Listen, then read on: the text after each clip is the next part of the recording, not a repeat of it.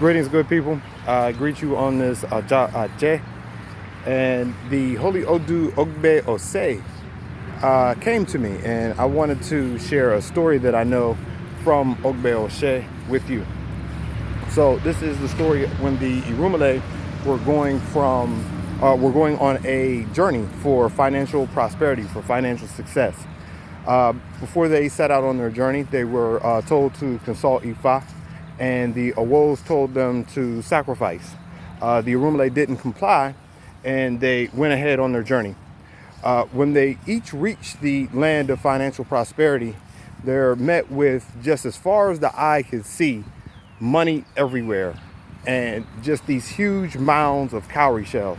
So each of the Irumale, they just rush right in. They dive right in. They start stuffing the money from the base in their pockets, in their pouches, in their clothes, in their eyes, in their mouth, nose, ears, back, wherever they can stuff it, they stuff it.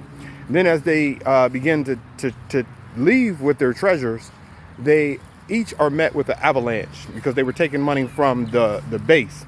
So the cowrie shells, they just fall down on top of them and cover each of the Irumale forever.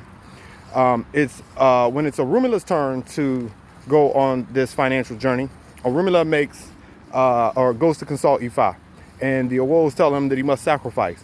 Orumala complies. When Orumala complies, the sacrifice is to Eshu, as well as he's supposed to carry a ladder with him on his journey. So Orumila is a little bit perplexed about carrying this heavy, awkward ladder on this long journey, but he follows the advisories still. When Orumila makes it to the land of financial prosperity, he as well sees these huge mounds of cowrie shells as far as the eye could see, money everywhere. And he begins to contemplate on the best way to be able to take the money. And this is when Eshu hops into action, having received his sacrifice. Eshu tells Orumila that he should use the ladder that he brought with him to scale and climb to the top of these mountains of money. And there he'll find Baba Ajay and Iya Ajay, which are the source of wealth. Therefore, he will have a renewable source of income. Orumila follows the instructions. And when he comes back and he's returning to his home and he's passing through the other towns of the other Orisha, the Orisha devotees are asking him about what happened. And Orumila, recounts what happened, and he tells them, he gives them 16 cowries and instructs them on how to use the cowries to divine and communicate with their Orisha. And it's from that time, that we use Erindin Logun for the Orisha devotees to communicate. Aboro Aboye. So we give thanks for the wisdom of Ifa. In this story, I see a lot of financial principles that I can utilize, daily to put into, practical use.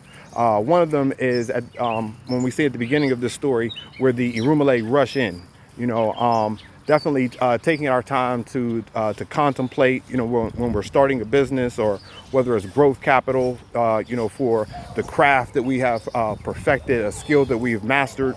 If we're looking for growth capital, or just customers for our retail business, it's good to do research. And also, what I noticed is that, each of the Irumale, they made it to the land of financial prosperity. So this signals to me that we'll all have a chance for financial success. We'll all have a chance to generate the wealth that we need to fulfill our destinies. But it's up to us to make the transformation through that process to be able to sustain and to maintain that wealth. The next thing that I saw was the sacrifice that Orumila had to make, which included a ladder.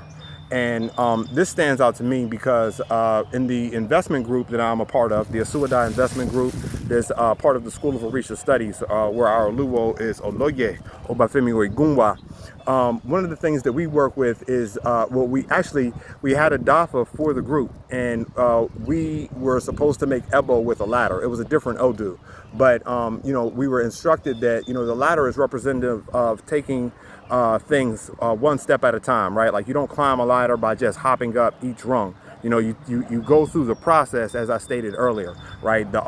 And it's the process where you will build the ability to recognize the source of the flow of wealth. And another key to unlocking that source is looking at the attributes of Orisha Ajay, which is one of the reasons why I think this Odu came to me today.